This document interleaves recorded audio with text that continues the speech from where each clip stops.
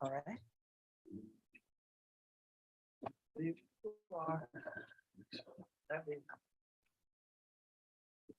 Greetings, everyone, and thank you for joining us this evening. My name is Shady Rose, and I didn't turn the music off all the way. I'm also the events manager here at Lost City Books. And for those of you who are brand new, Lost City Books is a used, new, and rare bookstore, formerly known as Idle Time Bookstore. We have a really tightly packed collection of carefully selected books, selected by our wonderful team of people here. So it's really important to us to bring books with very thoughtfully crafted and meaningful themes, such as The Confessions of Matthew Strong. I'm very pleased to have Ousmane here today. A few things before we begin. Please go ahead and silence your cell phones. As you can tell, we've got a bit of a library-like environment, so those things can be really loud in here. Secondly, if you bought your book ahead of time just let me know before you get home. I can check you right off the list. For those of you who didn't buy your book ahead of time and don't have a copy already, we do have copies here for you to grab. And perhaps Ousmane will be so very kind as to sign the book at the end of our talk. Absolutely. Nextly, our event is being live streamed, and while none of you are visible, at the end we will have time for a question and answer session. And your voice will be on the live stream. Regarding questions, if you have any, please hold them until the end of our discussion so that we can give them the proper attention, but also give the proper attention to all of the wonderful things we're going to talk about today. And so without anything further, I'd like to introduce Ousmane K. Power-Greene, who is the program director of Africana Studies and an associate professor of history at Clark University. Over his career, his scholarship has been supported by various fellowships, most notably the prestigious National Endowment for the Humanities sponsored Scholar in Residency program at the Schomburg Center? Schomburg, there we go, for research in Black culture in New York. Very cool. Power-Greene is the author of Against Wind and Tide, the African-American struggle against the colonization movement, and his writing appears in the Harlem Renaissance Revisited, Politics, Arts, and Letters. And now we are going to discuss The Confessions of Matthew Strong. Without any further, welcome. Thank you. Appreciate it. Thanks. Hope everyone online can hear me. I'm really loud, so having a microphone always feels really awkward. So I'm gonna try to keep it right distance. So should we read first? Should we talk first? Go then read? Well, what I'd like to hear is a bit of for anyone who's watching who's brand new to your work or brand new to the idea of some of the major themes, can we talk a little bit about the major themes of The Confessions of Matthew Strong? I have some questions for you about this book as well, but I kind of want to know, like, what are the overarching things that someone can reach out and grab about this book that we need to know? Yeah, so The Confession of Matthew Strong, really thinks about the main sort of question that the novel raises is, how do Black communities come together when there's an existential threat, right? And so, the character Matthew Strong, who sort of like the antagonist and villain of the novel, sort of represents that. But for me, the central theme is about community, and the main character, Alec Douglas, is really wrestling with that notion of community and trying to get back and connect with their community. So beyond that sort of theme, the novel really looks at and really considers the ways in which people use history as a vehicle to either inspire people, particularly those who've been involved with white supremacist movements historically and contemporarily, how they really grab onto ideas of the past. And so the idea of memory and history is really important to the work.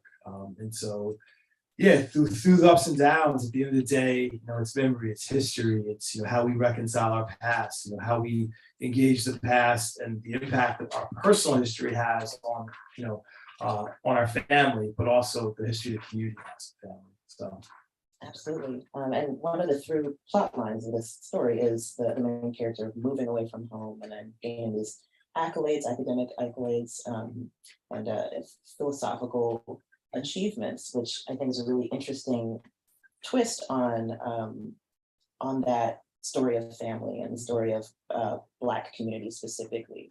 And can you tell us a little bit more about this character and how this character is sort of representative of a lot of modern issues about Black togetherness, whether it be literal family or community family? Yeah, that's it's a really good sort of observation and question. I mean, so one of the realities, right, you face when you're a Black academic, as I am, is this sort of sense of distancing that happens, right? It happens first by the disciplining that happens to you in undergrad and graduate school, right? With the discipline that happens to you around how you speak, the things you say, the words you use, how you describe things.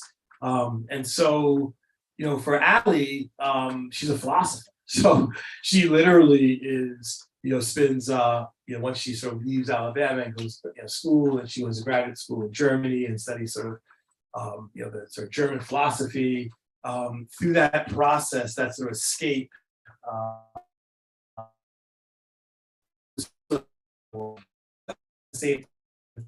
she finds herself in this book that she is working on, the novel, looking at the ideology of slaveholders, the philosophy of slaveholders. And what is strange to her sister, and so her family is sort of like, why do you study white slaveholders? Can't you study Sojourner Truth? Or can't you study some Black women or some Black people? What is this interest and obsession with understanding white philosophers and then really getting into it? And so for Allie, there's an intellectual distancing that happens in her life over time. And when the novel begins, she's at the top of her game. She's won this award. She does great work of philosophy. When the novel opens, she's sort of confronted by the reality of having to go back and just sort of how she's going to unreconcile relationships and with her community. And so those are sort of at play in the work. Yeah. Thank you. And so as a foil to that, we have Matthew Strong, the antagonist, the true nasty villain of the story. And the book is intended to kind of the way that the main character is doing within the story. The book is Confessions of Matthew Strong is an attempt to dive into that psyche of this, not to spoil too much, but of this white supremacist character. And I'm curious about what kind of work you had to do to get yourself into the mindset and to research this this particular very real person that also, as we were talking kind of about the main character, that also is an allegorical character for the presence of white supremacy and its impact. I know it's a really long question. No. I've been thinking about it for a long time. I'd be happy to talk about that. So Matthew Strong, this sort of villain, sees himself as a philosopher. Right? So, rather than, I think some people sort of stereotypical have this sense of white supremacists sort of, sort of these ways, Matthew Strong actually fashions himself as a philosopher, right? And as a person with ideas. And so as I was building this character, part of what actually started the interest in this really had to do with two things. First, I had a student who did an honors thesis on the alt-right back in 2007, 2008. At the time, I had never heard of the alt-right. I was like, alt-right? What's that? Because in graduate school, I was very interested in the Ku Klux Klan, the history in South Carolina of collective violence in South Carolina. So in graduate school, that was an interest of mine, something I was interested in pursuing, the use of violence for political ends and that. And so when I got to teaching at Clark and the student did this, this thing about alt-right, it was really new for me, and I was sort of fascinated by it. And so as I, again, around the same time, I started thinking about this novel, and as this novel developed, I began to think more and more about the ways in which, this particular brand of white power, a major aspect of it has to do with the sort of neo-Confederate movement, this idea, this sort of philosophical and historical revisions around how great the Confederacy was, and how it was these cities in the South were global cities that produced really important thinkers. And John Calhoun was ran for president all these times, the vice president. So the character of Matthew Strong sort of embodies what now we all know about. Like now it's like, since the events, particularly of January 6th, many of these organizations that I've been studying, going back, sort of became in the public eye, and more people begin to realize, the sort of pernicious nature of these groups that claim and they're racist, but they try to frame it around natural sciences or social science and then political philosophy around separation and all this harmony back then, like Black people, white people, they got along. And so Matthew Strong, exactly, it was an order. And so I spent a lot of time, so basically from a research point of view and sort of how I got into character is that there's one particular person who was a professor, he was a notorious white supremacist, but he's a professor, and he had his radio show in the 70s. And so I used to listen to some of his radio show. You can, it's downloaded on Internet Archive, whatever. And, I listened to that. Sort of like, and because, these people really believe, they're not ashamed of it. It's not like they're like, oh, I'm like the Ku Klux Klan, right? Where I have this ritual around. So they're not like, they don't see like that. The leaders, sadly and frightfully, the followers, some of whom are ex-military, right? So there definitely is, but the leaders really sort of fashion themselves as intellectuals, and scholars and things. So I would watch, their conferences and things like that, just to sort of make sure I got it right. And this composite, notice I'm not saying the name of people. That's all. Like, I don't want to perpetuate these people. I don't want people to go Google them. Ooh. It's not necessary. We Google Matthew Strong. We got the composite. Trust me, I did a good job, right? We can get the composite here. We don't need to give, put money in their pocket or big up them for their work. But it's out there, and scholars have written about this work. But mostly, it's not that original. It's sort of repetitive. It's not that hard to sort of get into the ideas and imagine it. And I was joking about H.P. Lovecraft. We'll get into his racism and response, but I will say that that also was a big aspect, because it mattered to me that this character sort of was like a haunting character. There's, and so some of the stylistic elements of his appearance on stage just sort of tapped into my interest in horror, my interest in fear.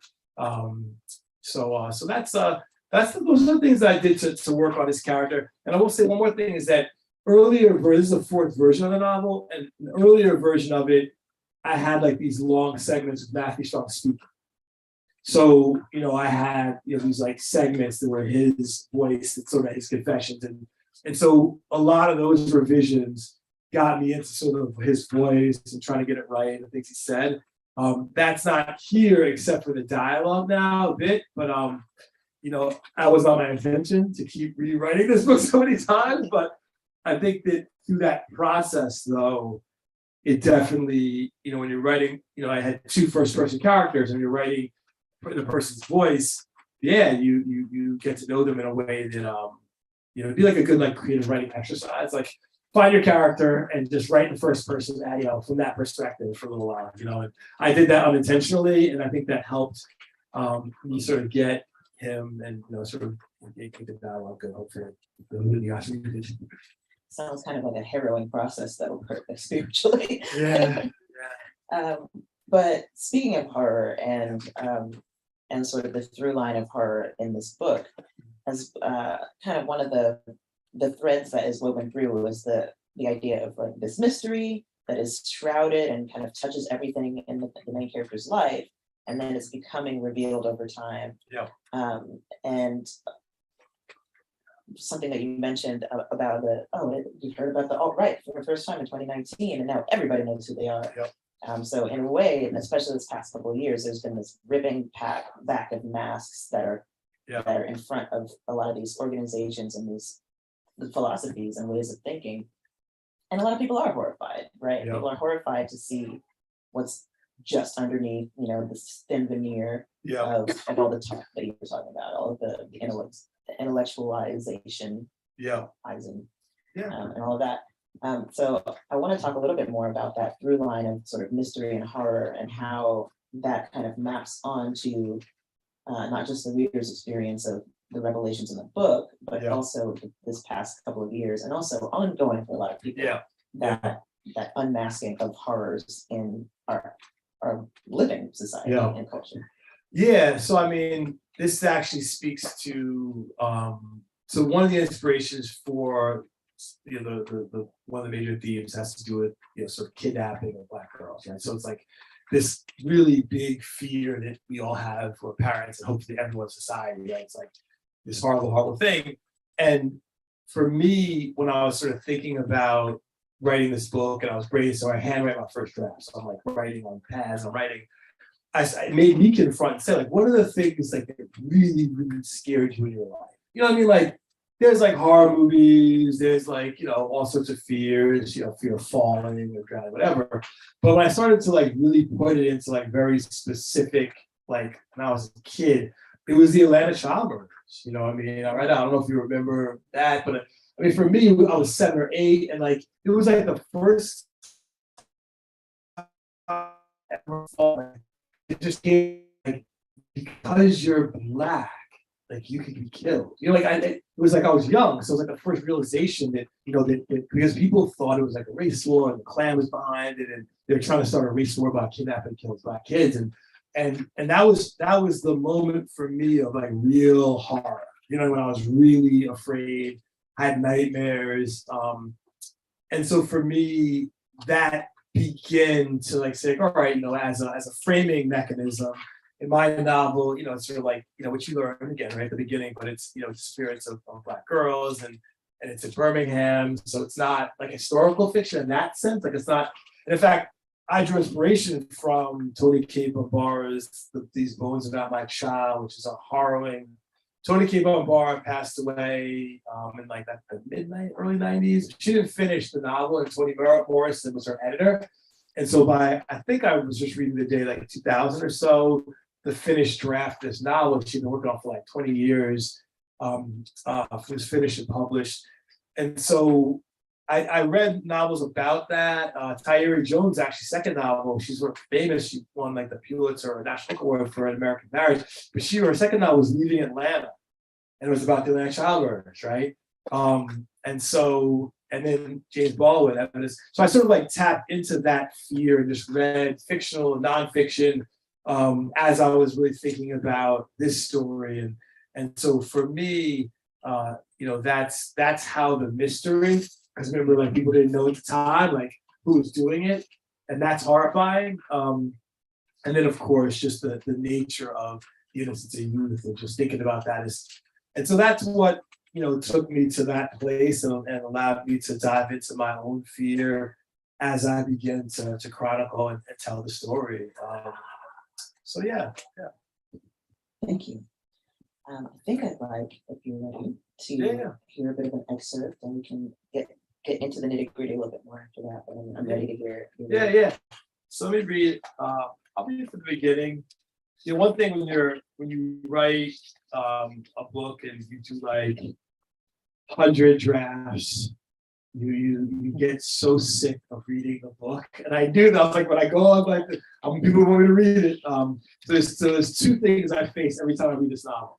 The first is that I read this and rewrote it so many times that it's like exhausting. And the second thing is that the main character is a woman, and so I'm like, I'm gonna have to read this.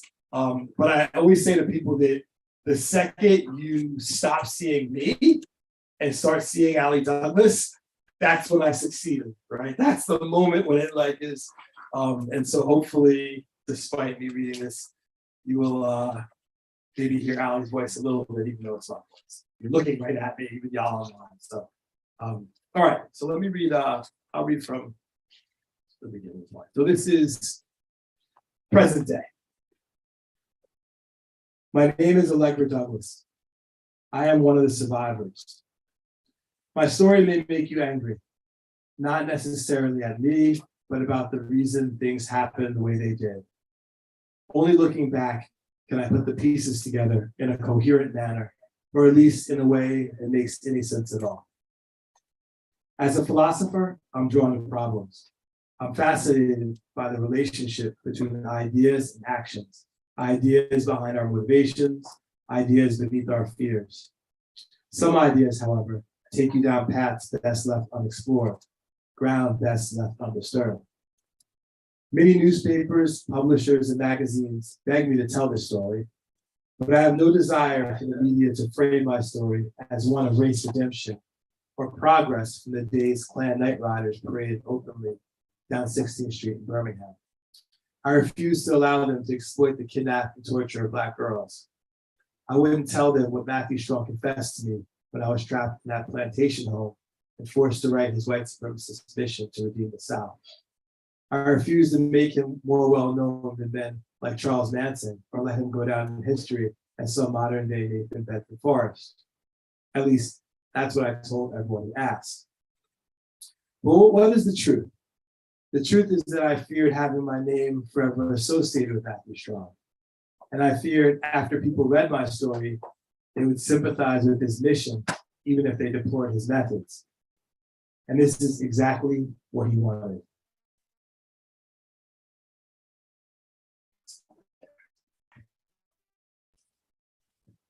Thank you. So let's now dig a little bit more into this character's arc. And I like what you said just now. The moment that we stop seeing you and start hearing her voice is when you accomplish what you set out to do. So let's learn a little bit more about this character and what her origins are and her motivations and how she ended up where she did. Yeah. So Allie is raised in Birmingham, so after the civil rights movement. And so she, was sort of a child of the movement. Her grandparents were very involved in the civil rights movement, so learn more about for their experience, and sort of how they were revered in Birmingham for their role. Her grandfather was a minister. Her mom disappeared when she was a kid, so she was raised by her grandparents. And so that has shaped her, and she has a sister, Janice. That's really shaped her life, being raised by her grandparents, but also the Black community, right? So she's sort of in this community. When she, begins to come of age and thinking about going to school, like her grandmother really wants her to go to the University of Alabama, and she has sort of this full scholarship, but she decides to leave and go to New York. And she has aunts that sort of had left, and others that hadn't. And so sort of from then, she's sort of wrestling with this sense of, disappointment, but also, not sort of carrying the torch, being, running for governor, or sort of going on and being this really bright, precocious sort of person to fading away from the family, and then she sort of gets into philosophy, and again, not something that's going to make you lucrative, either being a business or a lawyer or a politician or something like that. And so she always feels like she's not understood by her family, don't get what her interest or why she would do that. Her sister is sort of middle class, Black woman in Birmingham, and has his 2 kids, and Allie is married, doesn't have any children, and sort of her life is her work. And so those are what has been impacting her, along with her. She had breast cancer, she's a survivor, and that was a moment in her life where she really realized that, because her grandmother, sort of came up, and so she has a lot of guilt around those things, and just still, no matter what, still not really being connected, not necessarily going with her niece and nephews things and having conferences, but also feeling like, I really want to go back down there and have you lecture the same lecture. And so we get Allie, at the start of the novel, at the peak of her career, but also having to deal with that unreconciled relationships. And so over the course of the novel, we sort of get to know this more. It's really not in the front. And so as you move through and she goes back down, we begin to understand some of these dynamics, and her sense of just trying to negotiate those still. And so that's Allie Douglas. Yeah. Thank you. I want to know, maybe this is more of your personal opinion question. But I want to know your thoughts on Allie's leaving the family and sort of how that was kind of a trigger for the cascade of the other events of the book. Yeah. And also how that represents kind of what we were talking about earlier with the loss of community and the disconnection from Black culture. That's part one of the question. Yeah. No, I'm with you. Oh, you want me to answer it now? I was like part two. All right, hold. Do it either way. Yeah. So let me try to. So let's see. I'm like trying to think of ways not to spoil the book. I'm trying. Not spoiling it. So I would say that it's emotional and intellectual. I think that as I was sort of so the character Ali Lux' model was the beginning point was Angela Davis, right? So it's sort of like Matthew Strong. Then I was like, who would be the best heroine to save the sort of like I was like Angela Davis, of course. So originally that was a start, and I teach Angela Davis autobiography in a bunch of my classes, and so along with other sort of Black women memoirs autobiography. So I sort of had this template. But one of the early pieces of advice, and I was sort of working on this and sharing it. It took me a while to share it. People was sort of like thinking about. I'm thinking about Trent. My man Trent is a writer. He actually did the ISU, went back to get his PhD in lit. And Trent said to me, he said, "No, Allie's too great." I was like, "I know." That's right, because she is great. And he's like, "Dang, man, no one's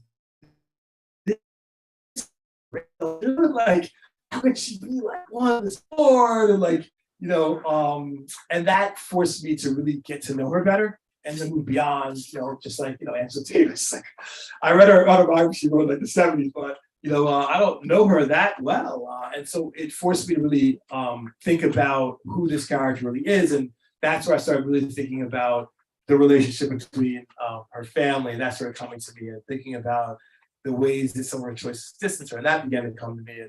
And so soon, the intellectual and emotional aspects of her, the sort of the distance that she's been sort of doing actively, and then the emotional sort of like piece became very important to sort of her development. And that is ultimately, that sense of vulnerability is actually what's at stake in the book, right? Because it gets manifested that strong, but really it's like she's got to reckon with all those things if she's going to figure out what happened, if she's going to sort of survive the situation. And so that tension was really important for me to try to capture and get to know sort of in her mind, and also specifically as it transpires in the book. I think, did I answer that question enough, or no, that was great. Did I hit it? Okay. And it leads me right into part two of that question about the humanity of the character, because that element, that what might be considered a mistake or a flaw or just a thing that was not good for Allie, to have done is distance from her community, right?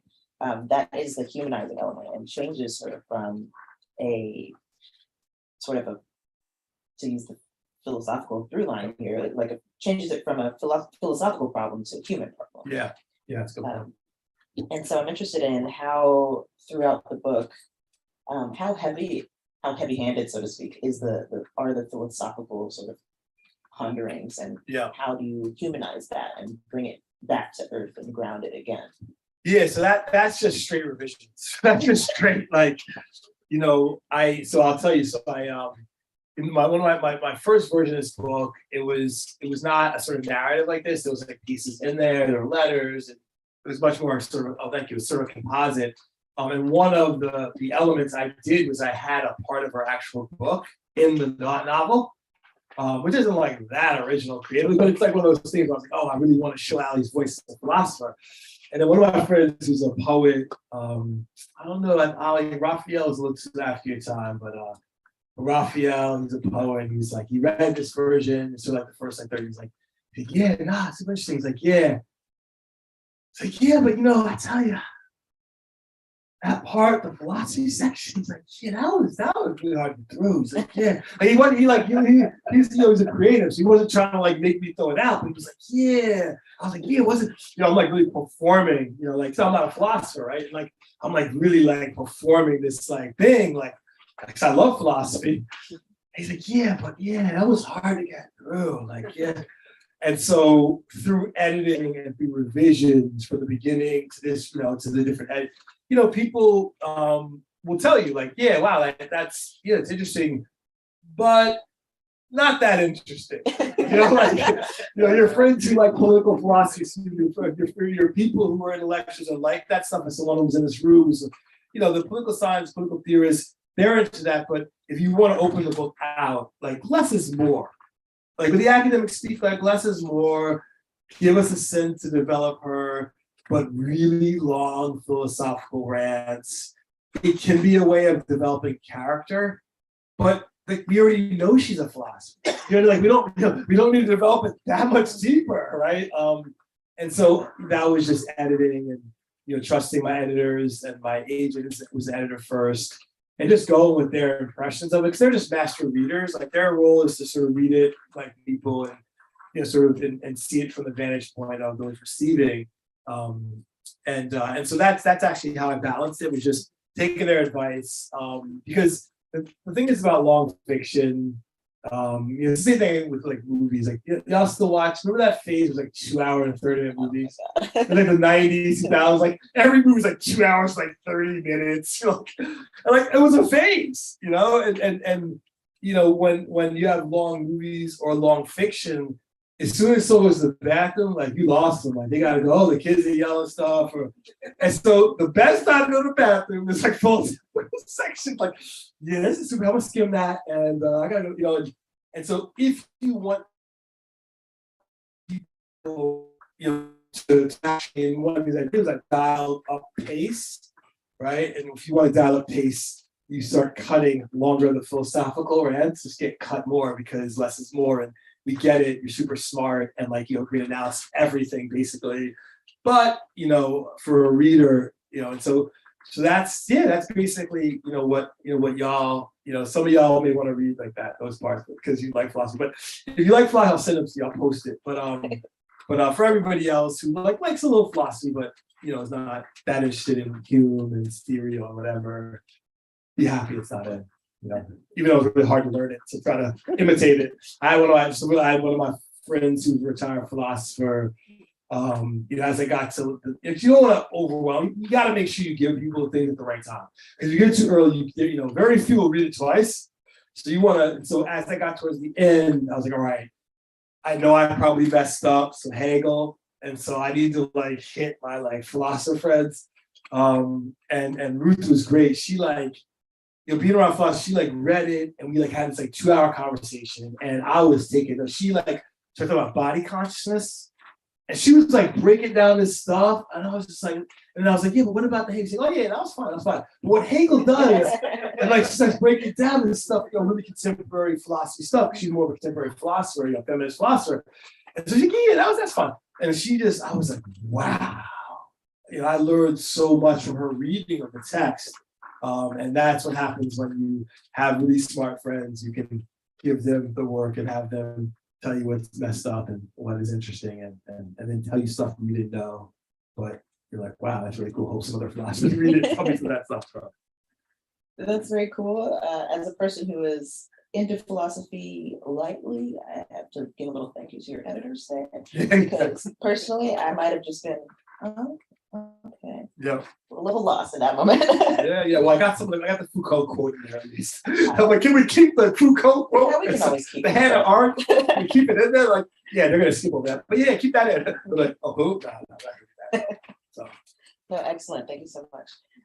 So I think that's a good segue into talking a little bit about sort of your literary background, but also your teaching background, both related to this book and outside of it. I'm interested in one, what classes are you teaching? And two, how has writing this novel informed your teaching practice or kind of giving you new resources to put out there to your students?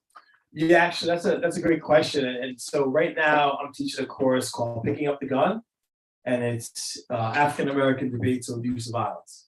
So pretty relevant. I designed that as a first year intensive course. It's a major debate in African American life, thought, history, and so that course, we look at, day one, it's so is it ethical to use violence?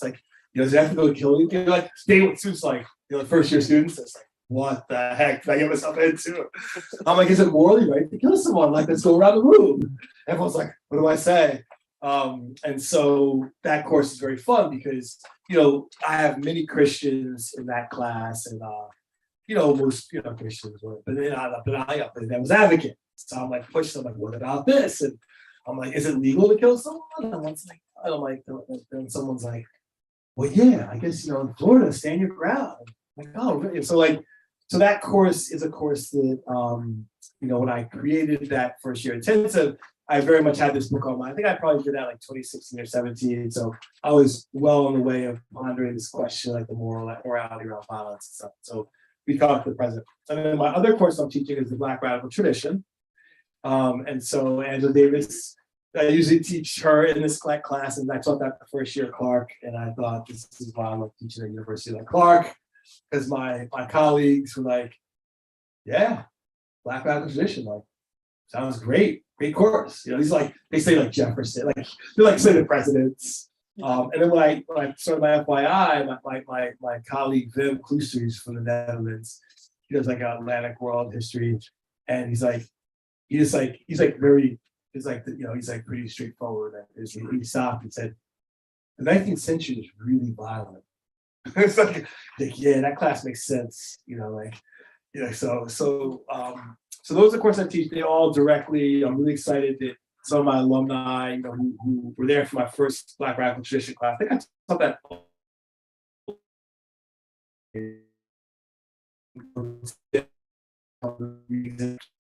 this because Black political thought was one of the reasons I got my PhD in African American Studies and not history, because I love Black political thought. Also, obviously, creative writing and literature, and so those all are in play in here, and that's how it informed it. So, how does it specifically inform it? It specifically informs it because I am constantly reading books of really smart people, really smart students, who offer me insights. So, always staying up to date. They're telling me different stuff I got to check out, and so that informs my writing practice. In terms of the creative writing, I didn't take. So I ended up going back for MFA at Columbia, but before that I was self-taught. So most of my fiction writing that I was doing, I'm like obsessed with like books on like writing. I used to collect them and read books about writing and craft, and I was really into that. And so that element of sort of like my writing, like creative writing practice, was mostly, not from a lot of sort of experience with people, and it's been like an unfolding over the years of sharing my creative work or my sort of essays and things are more like creative nonfiction with people. It's just really been the last couple of years, and through that process I just have it's made me a better thinker, and also I'm able to see with that critical, because I did a PhD in Black Studies, I took like literature courses, sort of in the department. And so I had like a critical eye. The fiction writing has helped me understand like like the choices writers make better, and also through the process of writing this and working with these master readers, these editors, they've also helped me understand even more like the choices I'm making and how those choices impact the reader. And so when I'm reading fiction and I'm sort of teaching, because I do teach, this class on violence that I'm doing with the first year students. Right now, we're like reading the commission reports for like the Chicago race riot, and they're doing projects and presentations on these commission reports. And then some have like Atlanta in 1906, this riot, and there's not like a commission report. So once we do that, then we're going and looking at like ways in which lynching and race riots and violence are in fiction and novels and short stories and plays like that. So when I've taught this, like the fourth time I've taught it, I'm sort of constantly coming back to these themes and talking with people who it's their first time reading it and hearing their ideas about these different poems and things like that. So yeah, it's a lot, that's a long rant, but yeah, that's a lot of the ways in which I'm just constantly immersed in. And my daughter's like, Dad, you gonna write something that's like not so violent, like one of these days, like you write something I'm gonna read. So yeah, one of these days I'm gonna teach some books and teach some classes that aren't, just like dealing with the darkness all the time. So out of the darkness comes the light, though it doesn't. There you go. So interestingly, that the duality of those two classes that you mentioned kind of lead me into my next question about how works of fiction can also be works of theory. Yep. And so you're talking about like radical Black thought. A non-you author that comes to mind that is excellent at putting like radical Black thought theory into fiction is Octavia Butler, When You Hear. Yep. And if anyone's read, Parable of the Sower and Parable of the Talents, it's a really good example of just a devastatingly violent and dark story of work of fiction that is infused very deeply with a lot of tenets of radical Black thought when it comes to how communities are formed and how relationships matter. So I'm curious if whether or not you think of Confessions of Matthew Strong as a similar piece of work in that it is both fiction and theory at the same time. Yeah, actually, it's interesting you mentioned that. So when I first began to work on this novel, the novel that I was very helpful and instructive is Kindred by Octavia Butler. And so the earlier versions were speculative. And I was, because Octavia Butler's Kindred, this main character is a Black woman, and she has these spells, and she ends up like back. She wakes up and she's like, for 30 times. She's like, wait, what? You know what I mean? Like, and so that return backwards and forwards was, very influential. You see here. But what she did, which is from a craft level, which is really interesting. I tried to do it, but I just ultimately was not good enough that I had to abandon it. Was I did something that she tried, she did effectively, that I couldn't pull off. And that is she goes backwards in time, then she comes back to the present, then she goes back to a different point in time, and she comes back to the present. She goes a different, she's like progressing in two ways. And so my earlier drafts and what I was trying to do is that similar thing where Allie was like captured, and then she was back to right in time. And she was captured again. But forward in time, it was just too hard for my readers to stay with what was happening. And as a writer, it was really hard to not give away things in the future.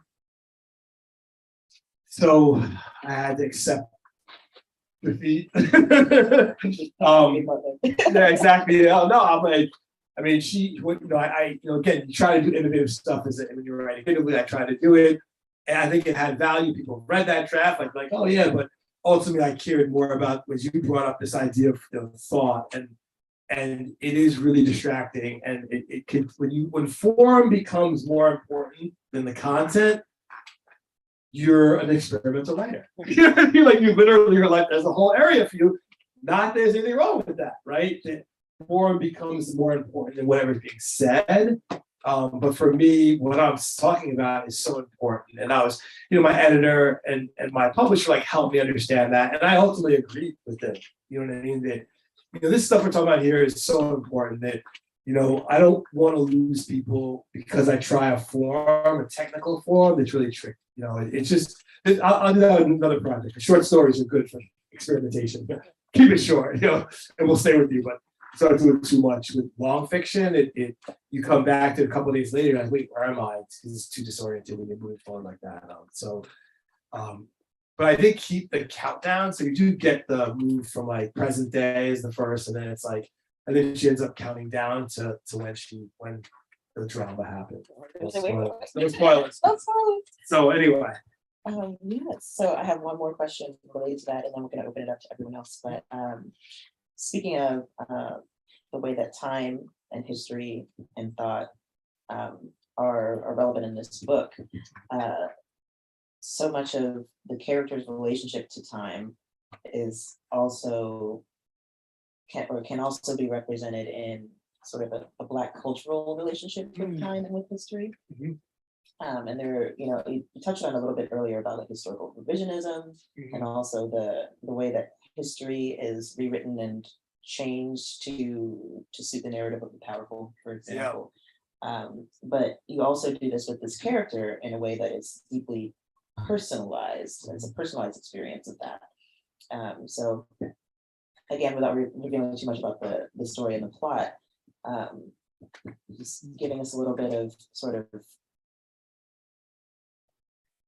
sometimes I start a question and then it doesn't have a question mark at the end. No, How do no. you talk about that? Yeah, no, actually, I was in the Center of Fiction, and this scholar and author interviewed me, and she was very passionate about this novel. This part, and so she would just be like, "Tell me about that." I was like, "Okay, I will." It's like senior scholar of literature and novelist. So yeah, no, that was actually really fun. But so the relationship with time with Allie, right, and how history fits into her relationship with time. It's a really good question. So I think that what she has seen, particularly when she comes back to Alabama, is an effort to freeze time. And part of that freezing time is a narrative around the sort of glorious civil rights struggle. And so one thing, if you go to Birmingham, there's a lot of monuments and memorials to the civil rights movement, the children sort of resisting and so in the novel I sort of write, actually sometimes I forget if it made it in the novel or not. But there was a time when when I wrote about that in here more, where like she's really reflecting on how like the past is like frozen in this like really powerful moment in the history of the city, which is sort of like these iconic poses we see. And for Allie, she's here in this sort of moment now, which is this new existential threat. And so she spends a lot of time sort of pondering about, sort of philosophically and otherwise, about like, what it means to freeze time and to hold on to like a glorious past, even if the present moment is one that, really doesn't reflect that. Like the forces that were defeated, like the darkness, the dragon, and every tale, is back.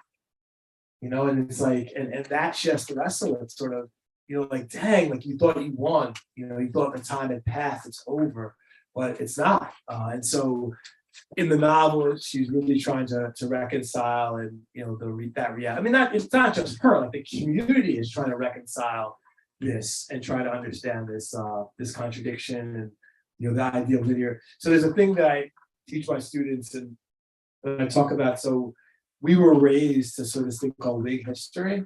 And Whig history, sort of like Europeans, like this idea that when you look at history, it goes up, forward in time. And we just were taught that. So like we take it for granted that things progress forward. Like the way our story is told and historically is a movement from like how things were to somewhere else. And that's just because that's a creation. Like historians came up with that theory and that approach to teaching history. But in reality, as we're seeing, no, like there are moments now we look around the world and look at totalitarianism, right? And we look at things just thinking like, oh, I thought we were moving towards democracy. And it's like, well, actually, and so in many ways, it's very real. The novel, like literally, like, I started this novel in 2007. And it was like, put away the Klan robes. What the rapper said? It's like, and put on the suits. It was Ice Cube. Like that was like Ice Cube like the 90s. And then the alt-right came and it was like literal. We're like, it was like, nah, put that away, dude. We don't talk. We don't see the N-word. That's not how we are. We're past that. Now we're just gonna like work towards chipping away voting rights. Like now we're gonna like redistrict. Like, it's like, no, we don't do that anymore. That's what we're here. Put that away. And so, but then it was like 10 years later, it's like, nah, actually, as it turned out, invite them on in to the White House and like invite them on in and like, yeah, nah, bring the robe. Yeah, hell yeah, we're just joking. Right? Yeah, why is so political correctness? Right? Everyone has a right to express themselves. You want to wear a robe? Why should there be a law saying you can't wear a white robe? Like literally, like. And so suddenly, there was this, it's not that it went away. And so this is what I mean about, Allie in the novel. Like I started this one era, and I talk about this in the book. When I started writing my book, one of the inspirations was the burning of a church by a white supremacist in Springfield, Massachusetts. It was like, right around time Obama was like, dude, burn. And I was like, damn. I was like, this white boy in Massachusetts is like burning a black church because I'm like, yo, what about someone who's a former came from the slave owners? Like, I wonder what they're thinking now, And so my early iterations, it was a story around that, where like this person was descendant, and now they were poor, they're white, and their family was enslaved. And so all of that, and then what happened on the eve of this, when Biden won? Oh, white Christians burned the church in Springfield. And this church he tried to burn down, actually tried twice, it didn't burn down. And so he came back and he tried. So this church is the MLK Community Church. It's right next to the MLK Center where I teach. So it's the parking lot where I park my car, because it's like the church is here, the parking lot is dark park, on the back door is here, the MLK Center, right? So like that's the place I park my car, right? This is the time when I'm teaching my Clemente course, literally that same time period. This dude may have been across the street, like casing that church. I'm parking, getting in, trying to go and teach history, right? And so it is a cruel irony that you have these two bookmarking events that take place, and that are examples of the ways in which white supremacists and just for these cats is like straight up like whites. This is not like, oh yeah, but are you sure they're whites? Maybe they just ain't. No, these dudes avowed white. This one who tried to burn the church down, he's like from New Hampshire, drove down. New Hampshire.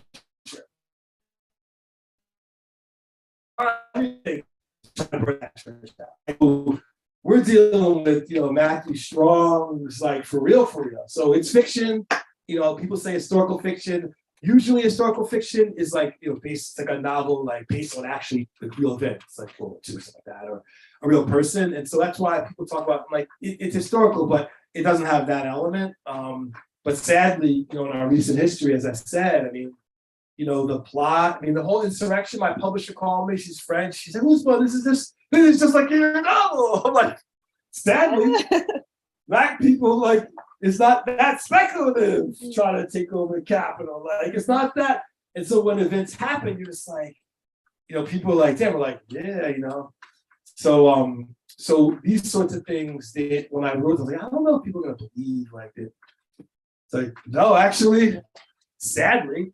Practically nonfiction. Yeah, right. It's like, yeah, I mean, I thought of that, some of these ideas back in 07, 08 when I was developing this, to think the audacity of it manifesting was even surprising to me a little bit. Because I literally thought it would be unrealistic. I was like, yeah, I don't know if that plot point, like, would someone really think they can overthrow the government?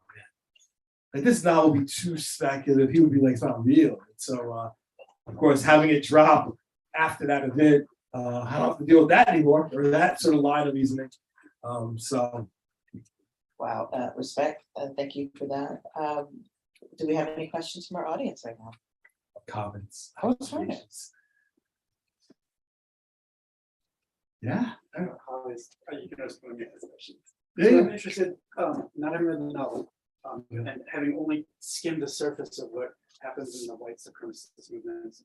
It seems like you mentioned the leaders, but a lot of the followers are themselves seeking community. It's like a perversion of community. Yeah. But they're seeking community. How did you think about that? Yeah, no, it's a really, really important piece of the novel. And actually, I haven't I'll break this stable for the nights out. So that actually is part of what I came to as I was working on this, is that I really did come as I did more and more research, and then, we got Dylan Ruth, Ruth, like, so when that happened, I was in Paris, visiting my brother in conference, and I was really shut up after that. I was like, I've been working on this book. I was just like, it's just like one of the most evil things that you could think of. Like, what? Prayer? Like, what? Invited in. It's just so dark. And so that was really tough. And so as I, did, and was average research, but the media was talking about who this person is. And I started learning more and more. And then now, even coming up to present, as I learned more about catfishing online and the ways in which these white supremacist organizations front as we use memes and we're just joking and come on, political correctness, that became important. And so in the novel, when you sort of read some of what Matthew Strong's followers, whatever, like, yeah, they're on some, on some stuff like that, like, fearless leader.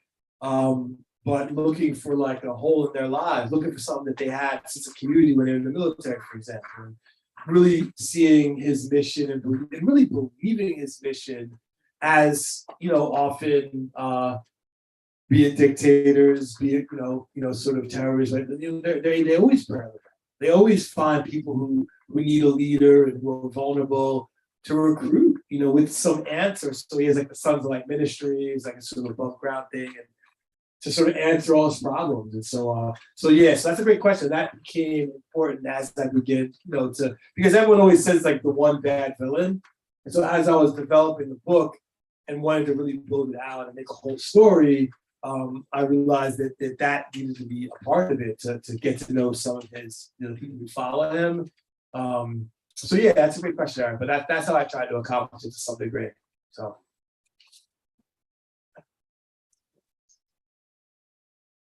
Comments.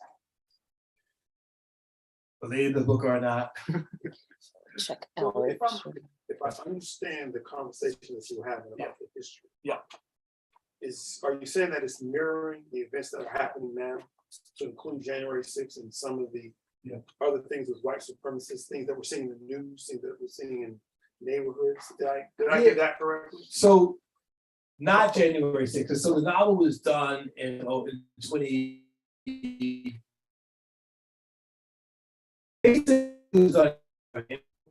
And I sent it to my publisher. He eventually put it on the market in the summer of 2020. So it was before that. So that was just something I thought of. The one historic, there's historic aspects in it. So for example, one of the inspirational figures back to his ancestor was the son of a slaveholder. And that's true. There were some of the children of the slaveholders, particularly in Jefferson County, Alabama, because Jefferson County and Birmingham wasn't created until 1870. It wasn't before during slavery. Before that, Jefferson County had this basically one town, and there wasn't that many slaveholders. But some of the sons, and there's one specific one, historic figure, actually became a part of like a white supremacist organization and did terrorize, was a part of this sort of terrorist campaigns, was arrested. And I never could find the actual trial. He was arrested in the federal government in 1874. So as I was doing research for the novel, like I was aware of these people who were the sons of slaveholders who really felt like dispossessed, because particularly the wealthy family, they ended up selling cheaply to the railroad magnates and the barons industry who actually built Birmingham, walked the cornstalks, as they said, to create Birmingham, the Magic City, which was, Atlanta I don't know if Atlanta has surpassed it, but Birmingham was the wealthiest city in the South. Atlanta, because of industrial, and it's the Pennsylvania coal people that came down and were the investors in Jefferson County, because of the type of coal they had. So there was tremendous wealth actually in Jefferson County. But the wealthiest family I was sort of really interested in, they sold their land. They weren't compensated like Southern like slaveholders in the Caribbean, or something like that. So they walked. Enslaved people were the dominant wealth, not the land. And so those acres, the big exploitation was sold, relatively speaking, cheaply, to like these railroad magnates. So those elements are not. They're present in the book, but because I don't go back that time, it's just the background is there. But I was going to say that the debate over the Lynn Monument, which is a monument of Confederates in Birmingham, I did once I sort of did more research and learned about that. This is like 2016, 17 or so. I brought that in as I developed out. My, particularly because of Ali's nephew, Devon, and his group is very interested in the take down the monument movement. Like they're on it, these high school kids, and so that was directly inspired by sort of the sort of movement after Charlottesville. And I've been teaching about that, and I've been very interested in my course on reparations and the sort of reparations movement. It goes back to the 60s and earlier, but so that none of that stuff was all that new to me personally. But these most recent efforts and the success of Black Lives Matter, because I was saying that back when Black Lives Matter first started, like, oh yeah, that's bad. I'm going to tell you, this is a social movement, right? And one of the main differentiating aspects of Black Lives Matter and Black Power was that during Black Power movement, they weren't successful. Like they didn't really, get all the building shapes, some of that stuff, but the effort to change the names of buildings, take down stuff, that was going on. But it's Black Lives Matter movement, which these things are going down. I mean, shoot, they changed the mascot Amherst College from Jeffrey Amherst to the Mammoths.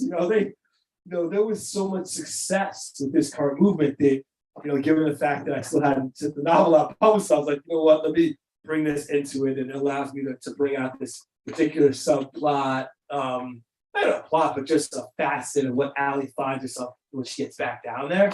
And so that's an example of something that's more historical. And there's other things that were weird that I realized were true that I imagined like that, but the Lynn Monument and taking it down and that sort of part of the story, that's the one thing that was definitely like a contemporary history aspect of it. And actually sort of a documentary that was made about taking down the monument. So a class, the filmmaker came to Clark, and it's a really good doc. He did 6,000 miles, and he just interviewed people around taking down the monuments, and the Lynn Memorial and other ones. So yeah, it's a great documentary. So, yeah. We have time for one more if we have one. Comments, questions? So, Yeah. wait, were you about to say something? Yeah. Is there I'd say, an aha moment where LA moves from this idyllic down to the real world? Yeah. Is it ever happen, or is it a slow transition? So, yes, but because for me, it's in those greatest moments of terror, greatest sort of moments are the times that transforming things happen, right? So, it's but not just negative, like birth of a child. There's a moments, right? As a parent, there are these moments in your life that really are, and I don't want to spoil it, but there are things that lead her to come back, and those things are those types of things that that really make her reckon.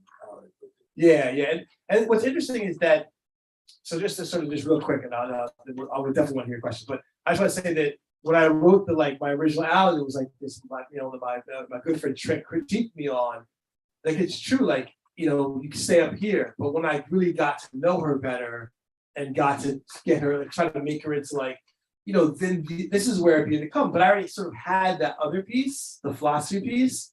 So then it was more of as you suggested, what really is it about it? And then what are the sorts of things that might actually lead to change? Because they say that in novels, your character needs to change. That's a major part of what everyone says, and it's true. It does happen in my case. I don't necessarily think that always has to happen, but in this novel, absolutely, that's a major part of her development and takes you through through the book. So yeah, it's a good question. My question is, and this will be the last one for us tonight, but it's a little bit complicated. It's about the fascination with Black pain. And you were talking a little bit earlier about sort of the memification of and the casual veneration of popular figures that are violent specifically towards Black bodies or the white supremacists in some way. And something that came to mind was, I don't know if you saw this recent release of the Jeffrey Dahmer docu-series or whatever it was, biopic, whatever. And on the internet, you see droves of mostly white women who are drooling over this serial killer who largely targeted Black men. Right. And so speaking of real life Matthew Strongs, there are there's something there about this fascination with Black pain and Black suffering, and turning it into entertainment that is woven through the civil rights history and the racial justice history, or rather the racial injustice history as well. I wonder if you have thoughts on that. Yeah, no, I mean, it was a major, one of the central questions that I was wrestling with was, what do I want to do with this is not going to be a novel that attempts to like gratify people's desire to see Black paint. I was like, that's not really the novel I want to write. But because again, I had this like thing that I was scared about, and I wanted to deal with that person emotionally, like that fear. That was the fear. So like, it wasn't a desire to do that. But as I wrote it, as I edited it, I did intentionally try to keep the like violence in check, so it doesn't become, as you said, sort of like allow for that thrill thing around violence. So that was something I was very conscious of. Did I do it well? Does this contribute to one more example, which a novelist asked at the conference I was at, like, why do we gotta do another example of Black pain, Black bodies? Like, are we done with that? We gotta move on. And I'm like, yo, I wrote this novel 15 years ago. So I'm like, I agree. That wasn't my intention. But at the same time, I'm like, So for me personally, as an artist, I know that there's a lot of it in the sort of public eye. My goal is not to sort of perpetuate it, but to actually personally confront it and then think about that and imagine that, because it was just so horrifying to me. But it's a really, one more thing I'll say about Jeffrey Dahmer, it's like, I watched one episode, and yeah, I think that the success of, same thing with films about slavery though, like the success of the work is that people keep watching and are interested in it. But usually, and this is one of the first lessons I learned from my creative writing teacher when I was in graduate school, Michael Thelwell, my first, novel I was working on, he's like, Ousmane. He's like, less is more. Less than that bloody scene and you see everything. And that was one of my first lessons. It was, a totally different book. But it was like, when it comes to violence, particularly in literature, in people's minds, like, you really don't need to really overdo it. You don't need to sort of overdo that. And so I sort of try to take that to heart. And I would ask people that, like early readers, I'd be like, yo, where does it fit on like the violence? And I mean, some people are like, yeah, it's too violent. But if you read some of the stuff that I read, like, where you watch the video games, you watch movies, like it definitely is not anything close to that. But yeah, that's the balance, trying to, but it's a great question because I was very conscious of trying to figure out ways to walk that line and not overdo it, but then try to be somewhat realistic and get at it. Absolutely, shining a light on it is not the same thing as glorifying it, right? And that's actually the opening passage, right? That's what Allie's, saying to us, like why she withhold the story, because she was like, I don't want to like, Matthew Stoll, that's exactly what he kind of wanted. He knew that I tell the details, and I don't want to be the conduit of that. And then you're gonna read the novel and figure out like why she ends up telling it. You know what I mean? Like that is literally like the opening dilemma is like, if I even tell this story, I'm doing what he knew I would do. And that's the paradox of why I haven't said anything, but it's time to tell it. And so we get into that. So Wonderful. Well, that brought us kind of full circle right back to the beginning. there you go. Thank you so much for sharing this book with us tonight. This has been a really fascinating conversation with me. I'm so pleased to meet you all tonight and to meet you all tonight. For those of you watching at home, if you haven't already, you can order a copy of the Confessions of Matthew Strong at lostcitybookstore.com. And thanks for everyone coming, and anyone watching. I look forward to hearing people's take when they get it. So Thank you. thank you. Thank you so much. Engaging conversation. I appreciate it. It's I weird having appreciate people read the work. Like, like, y'all haven't read it. It's like, I was trying to say, I'm like, how do I ask this without spoiling? yeah. No, I think you did a great job. I really appreciate it. Because I got the